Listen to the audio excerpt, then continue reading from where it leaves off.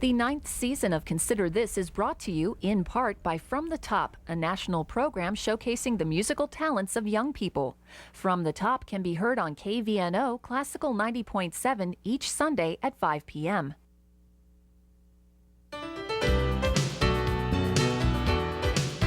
Once again, from the campus of the University of Nebraska at Omaha, Consider This, a program of issues and information behind today's news. Hello, everyone, and thanks for joining us on this edition of Consider This. I'm Andrea McMaster. Pain at the pump, it is a reality for many of us right now, and gas prices continue to rise. Recently, gas prices climbed to around the $3 range, and that clobbered many of us in our pocketbooks, and it sparked a new frustration for many of us. It's up 70 cents, gas prices are, from this time last year, and they're not expected to go down anytime soon. Gas prices have also topped the list in a recent poll. When people were asked what they're most concerned about in this nation, they say the increasing gas prices. If there's any good news to any of this, it's that the rise in gas prices is increasing interest in ethanol blended fuel, which makes a difference for many of us in our state, being an agricultural state. And Steve Sorum, the project manager with the Nebraska Ethanol Board, is with us today to talk to us a little bit about that. Thanks for joining us, Steve. Thank you. And we're also joined by Chris Decker, who is a professor at the University of Nebraska, Omaha in the Department of Economics. And thanks also for being with us, Chris. Thanks for having me. Well, the big question for you, Chris, today is, are these $3 range gas prices going to go down anytime soon, from what you've done with your research? You always ask the unpopular questions first. I honestly think that we're going to be wavering, in my judgment anyway, to a low end of $2.50. If we get down there, that would be great. Probably we could peak at $3 again if we've got some major hurricanes that roll through again in the Gulf Coast later on in the summertime. You could expect to see prices go up even higher. I don't see any immediate relief that would get us down to anything at or near $2. So, yeah, it's kind of bleak news, but I think that's kind of where we're at least for the near term. Well, tell us a little bit about what are the contributing factors to the gasoline markups right now. Well, in terms of the markups, okay, well, if you were going to decompose the price of a gallon of gasoline, there are like three major components. There's the tax component, there's the component dealing with crude oil, and then there's this something referred to as a refinery markup. That's sort of the additional cost that refineries add on to the price to cover processing costs and to account for their profits. In terms of the escalation in prices, we probably should not focus at all on the tax part of things. Taxes really haven't changed much since the mid-1990s to speak of. Where the big component of these gas prices is on the crude oil side. I mean, crude oil prices and gasoline prices track very closely. So if crude oil prices go up like they did a couple of weeks ago with some concern over some of the political wrangling and posturing dealing with Iran and its nuclear energy programs, we saw crude oil prices jump, I think, from about $66 a barrel to something like $73 a barrel in a very short period of time. And around here we saw a 16-cent increase in gas prices just in 1 week. So you look to the crude oil market first to see about increasing prices and volatility of those prices at the pump. And I don't see any relief there. And in fact, that's where most of the work would have to be done to get prices down a little bit lower to the $2 range ever again. Really have to look at the crude oil. The third component is this refinery markup piece. And there's where a fair amount of, how do I want to say it, there are some political and economic issues that are at play there. Are these companies earning too much in profit? Are consumers being gouged? And so forth. So there's a fair amount of issue to be addressed there. But first and foremost, focus on the crude oil market. If you see those crude oil prices fall, like they did actually, just recently, they're down to about $71 a barrel or so, and you'll notice that prices around here in Omaha have fallen back to about $2.74, I think I saw this morning. So that's where a lot of the movement takes place. Okay. Well, we've heard concerns about price gouging. Is this something that's worth looking into? I know President Bush and his administration has said, yes, it has. And here in our state, the governor has said, yes, it is, and formed a task force as well. You're talking to an economist, so my response to price gouging is a bit of caution. Now, if you had asked me a week ago when I filled up my tank, I probably would have been saying, there's got to be something going on here with these companies. What are they doing? Price gouging, first of all, yes, I think it is worth looking into. I really do. I'm a little concerned about it because it's one of the most loosely defined things that I've come across. Usually price gouging is defined something along the lines of producers acting opportunistically, trying to take advantage of a crisis by substantially increasing price above some sort of average, historical average. And that's fine, except there's not a lot of consensus on what a substantial increase in price means. Now, after Hurricane Katrina came through the Gulf Coast late August last year, there were reports that prices had increased in some stations, I think in Atlanta, Georgia, and even in New Jersey, in that area, had increased their prices from something like $2.60 to $4 plus. Is that price gouging? Probably. I would say, yeah, there's good reason to believe that that kind of increases is indicative of price gouging. What we experienced last week with a 16-cent increase around here as a consequence of the whole Iran thing, I'm not so sure. But it would be really nice to know if we knew what a substantial increase meant, and I think that's where a lot of the work has to be done. Now, I've got my own opinions on what I think a substantial increase would embody. But until we come to terms with what the actual definition is and how we measure it, it might be kind of hard to prove. Let's put it that way. Okay. Is that kind of... Well, this is really the worst time of year to see the escalating gas prices. It's when people are preparing for their summer travel season. And demand is higher, and that's why prices tend to go up too. Right. And AAA has said if you're going to take a 1,000-mile trip this summer, you're probably going to spend at least $30 more than you would maybe this time last year because of the higher gas prices. What type of impact do you think the higher gas prices is going to have on our economy here in the state of Nebraska, especially being such a farm state? That's a good question. I tell you where I would look for problems. I would look for those areas of the consumer budget that are discretionary in nature. In terms of whether or not we're going to buy a lot less gasoline over the summer or not, I'm really not sure that's going to be the case. There will be some reduction, but not a lot. I understand that it's very difficult to sell sport utility vehicles nowadays, and I'm not too surprised by that. So that's kind of a sector that might be hurt. But where else I might want to look would be like the restaurant and tourism industry, hotel industries, to the extent that families may decide to take fewer trips out to an Applebee's or something along those lines because their budgets are tighter, they're spending a little bit more on fuel. It could hurt those sectors. In terms of rural Nebraska going west and so forth, if there's less road travel, people taking fewer road trips, say to the Rocky Mountain National Forest or something along those lines, that could show up as reduced revenues for hotels located on I-80, for instance. So there's the potential, there's the possibility that could have an adverse effect. At least this summer on some of those sectors. And we're a unique state because I've heard many states say public transportation is skyrocketing. We don't have the availability, even in Omaha and Lincoln, where there is public transportation available. You can't go to many of the outlets in many of the neighborhoods. So people they can't utilize it. Yeah, that is very true. What I preach to a lot of my students whenever I talk about demand is that one of the things that's going to make consumers responsive to changes in prices is available substitutes. So I've had some of my students this past semester say, well, I really haven't driven less because gas prices are higher. It doesn't come as a surprise really because you don't really have a lot of options here as you might have in a Chicago or a New York City or something like that where there are alternatives, or more developed alternatives, I guess I should say. So yeah, it sort of speaks to what in economics jargon we refer to as the inelasticity of demand. People aren't going to be too responsive to these prices, at least immediately.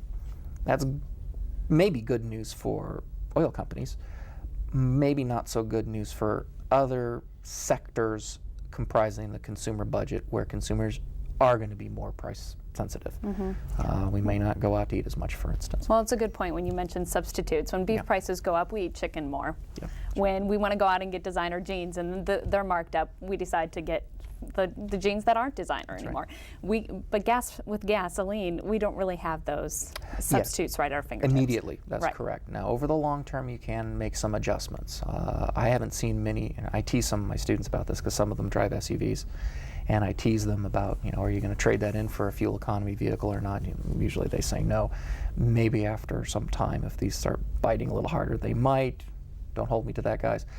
But you could see some correction in the long term, so you can be more responsive to these price changes over a longer period of time. Okay. Yeah. Steve, let's talk to you. A substitute, actually, when talking about substitutes for gasoline, really it's the ethanol blended gasoline.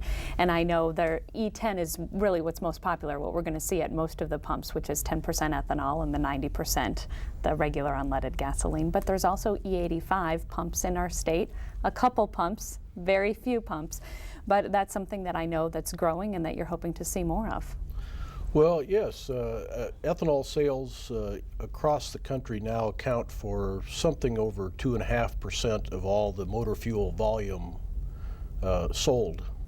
So it is, I think, probably better considered an additive rather than a replacement for gasoline, at least at this point.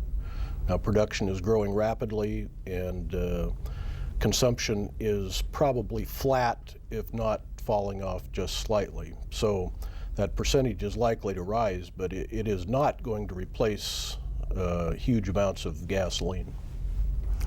Have you seen people buying more of the ethanol blended gasoline since we've seen the higher gas prices instead of just going with the strict regular unleaded? We have, although in the state of Nebraska, consumption has been relatively constant at around 60% of the market. That is, 6 and 10 gallons contain 10% ethanol in Nebraska. Where we're seeing increased consumption is in areas of the country that have switched from MTBE, an oxygenate additive, to ethanol. MTBE and ethanol have competed in it's called the clean air market. The idea being that both of those fuels contain oxygen, and in the presence of oxygen, combustion is more complete, ergo the emissions are reduced. MTBE ran into some serious problems in that it contaminates groundwater supplies. And several states, including Nebraska, have outlawed it. The federal government considered outlawing it, but notwithstanding that, the oil companies that sell virtually all of it have said, we will, as of May 1st, not sell any more MTBE. That has put tremendous demand on ethanol supplies and has kept supplies very tight and has had some upward impact on price. Well, in the last several months, everybody, I guess, expects when they go to the pump to see that ethanol fuel or ethanol blended fuel is cheaper than your regular unleaded. But that wasn't the case a couple months ago, and people were arguing, wait a minute, I thought this was subsidized. It needs to be cheaper than the regular unleaded. What was happening there? Well, I think a part of it, as Chris mentioned earlier, Hurricane Katrina caused some relatively severe shortages of gasoline. Many people, to keep their sales volume up, had to go to ethanol in order to keep selling the same number of gallons they had in the past, because there just simply weren't enough gallons of gasoline left in some parts of the country. On the heels of that, the MTBE phase-out hit.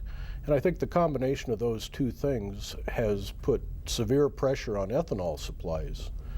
Now, having said that, the industry has doubled and redoubled production over the last 3 or 4 years, is about to redouble again. In Nebraska, for example, there are 12 operating ethanol plants. There are 8 under construction, and as many as 22 or 23 others that are in various stages of development. That kind of thing is going on all over the Corn Belt, Iowa, Illinois, Minnesota, South Dakota, Kansas. We're seeing that same kind of explosive growth, and capital has been attracted to the ethanol industry for the very reason that we've talked about. There is simply not enough of it at this moment to do all that it could. And as a result, we're seeing plants built and capacity expanding almost exponentially. So currently, right now, the state of Nebraska produces roughly around 600 million gallons of ethanol a year? Correct. Okay. How much of that actually stays in the state? 5% of it. Okay. And You know, where can you see this 600 million gallons going to? Well, it goes, Nebraska has an advantage to West Coast markets. California is now taking an awful lot of Nebraska's ethanol. Las Vegas, the Southwest, Northwest parts of the country. We tend to ship most of our product that direction. And having said Nebraska only uses 5% of our production, that seems to be opposed in some way to the idea that we have a 60% market penetration for ethanol blends. But the fact is, we're a very tiny fuel market. When one looks at nationwide numbers, we're something around 1% of U.S. fuel consumption. So we sell about all that can be sold here in Nebraska, but we are and will always be, I think, exporters of ethanol. What do you predict? 600 million talking about today. What do you predict maybe even next year seeing that number jump to? I think at the end of 2006, we'll be somewhere in the vicinity of 1.1 billion gallons. By the end of 2007, perhaps closer to 1.5 billion gallons. For nation or for the state? For the state of Nebraska. Okay. For national figures, the Renewable Fuel Standard, which was a part of the energy bill that passed last fall, requires U.S. refiners and blenders of fuel to use 7.5 billion gallons of ethanol by 2012. Now, U.S. production is somewhere in the vicinity of 4.1, 4.2 billion right now. So the ethanol industry will have to grow pretty dramatically for the next several years in order to supply that mandated market that was created. Okay, well, one of the knocks we've heard again in the news against ethanol is the belief that the production of ethanol uses more energy than is actually saved when it is used. What would you say about this? You know, it's not coincidental that knock on ethanol comes up at a time when there is political debate on the subject. This all happened about the time the Renewable Fuel Standard was being considered. The fact is, the science has, there's a consensus among virtually everyone except for the American Petroleum Institute that ethanol is in fact energy positive.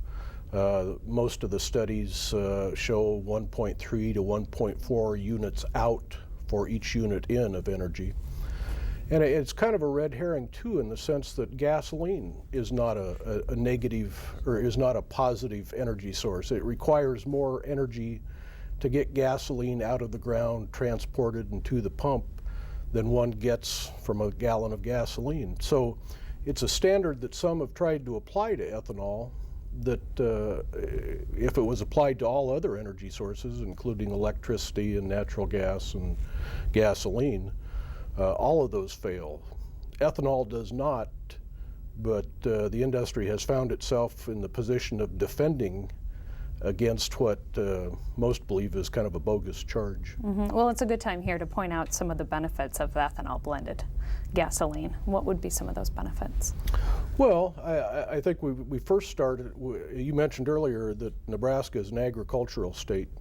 Corn is and has for 125 years been the largest single product in Nebraska in terms of volume and dollars. Ethanol is now using about 20% of the Nebraska corn crop. As by the end of 2007, that may be close to 40 or 45% of the state's corn crop.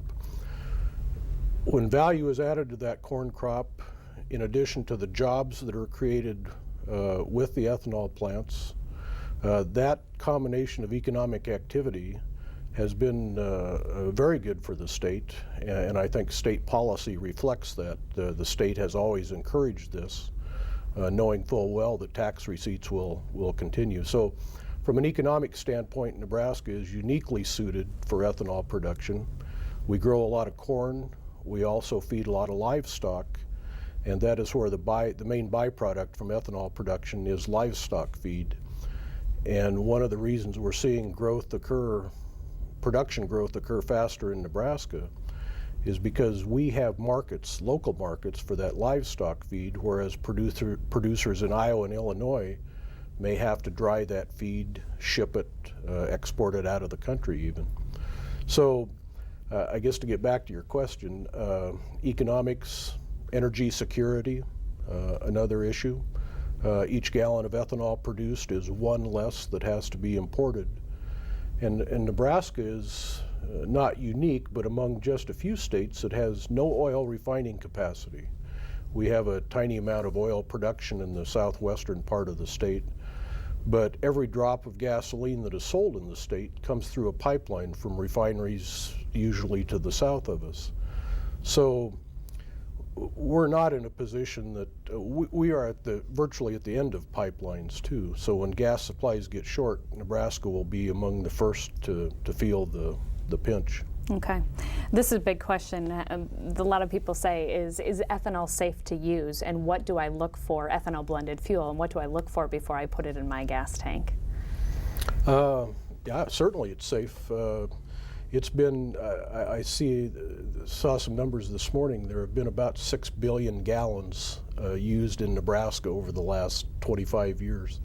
So it's operating history. It's very much like gasoline. In fact, federal regulations, federal safety programs treat gasoline and ethanol, they're virtually the same. They are combustible, but it's very safe for automobiles, and that's really no longer a concern. Okay, well, let's talk a little bit about E85, which is 85% ethanol. Right. And there's one pump I know in Omaha here, which gets used pretty frequently, but there aren't many around the state of Nebraska. Will that be changing, and what's needed to make it change? I know gas stations have said it is actually the financial side of it. It's too expensive for us to put in those pumps, and that's what's keeping the E85 pumps from popping up in different locations across the state. Yeah, that's exactly right.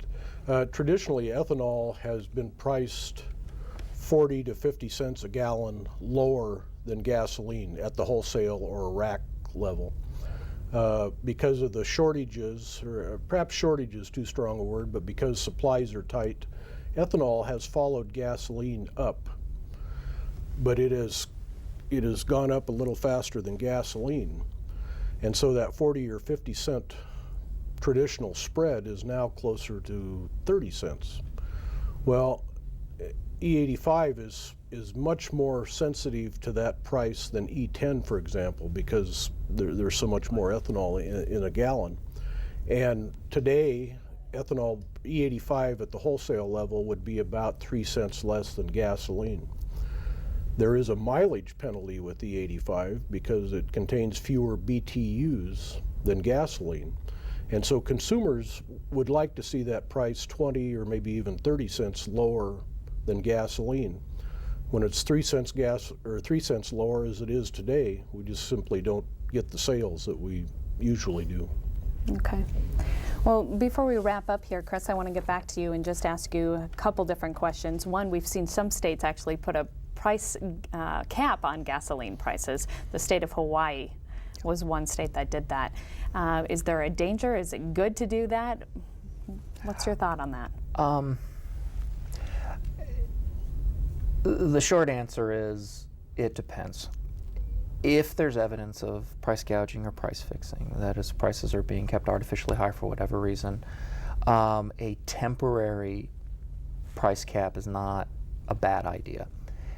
If market fundamentals are driving the price, that is, it's really a supply issue, supplies are constrained, or demand is high, then I would advocate no sort of price cap whatsoever, because you're just going to exacerbate the problem. You're going to have more consumers wanting to buy at the lower price than it's going to be available, and consumers would show up at the pump and there wouldn't be any gas to fill their tanks with. So it can generate some major problems. So if it's done, it better be done under the conditions that you got a problem with prices and temporary. Otherwise, I would say no. It could generate a lot more problems than it would even come close to solving.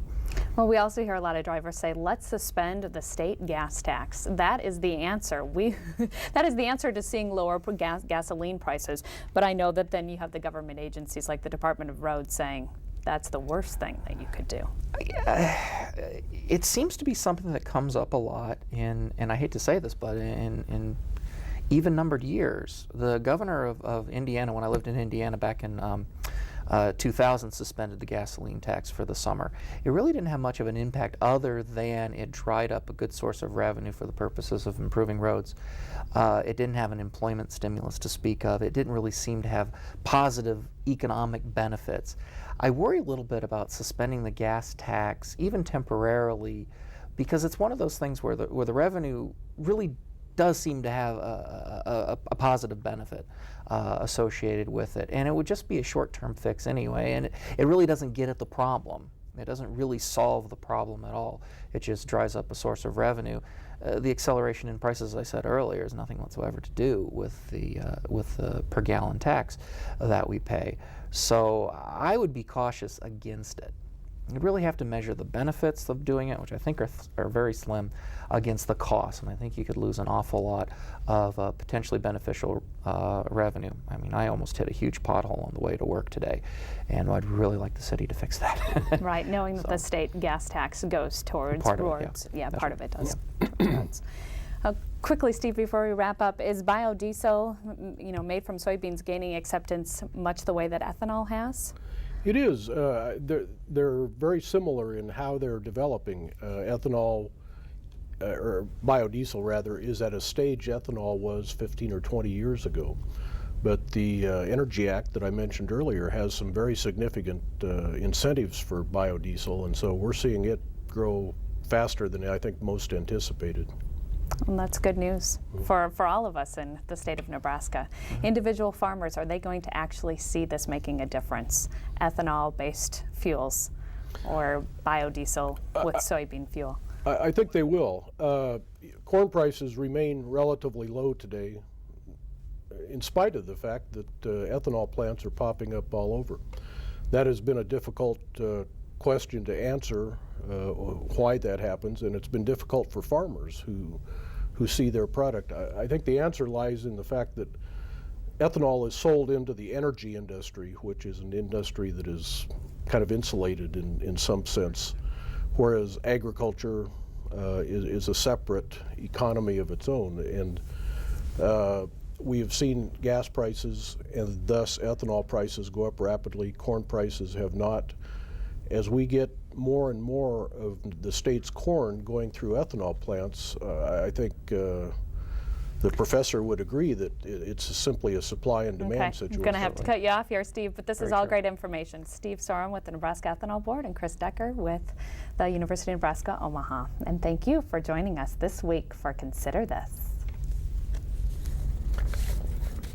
Program archives can be found at unotv.unomaha.edu. If you'd like to share your comments about this show, call UNO-TV at 402-554-2516 during regular business hours. The 9th season of Consider This is brought to you in part by From the Top, a national program showcasing the musical talents of young people. From the Top can be heard on KVNO Classical 90.7 each Sunday at 5 p.m.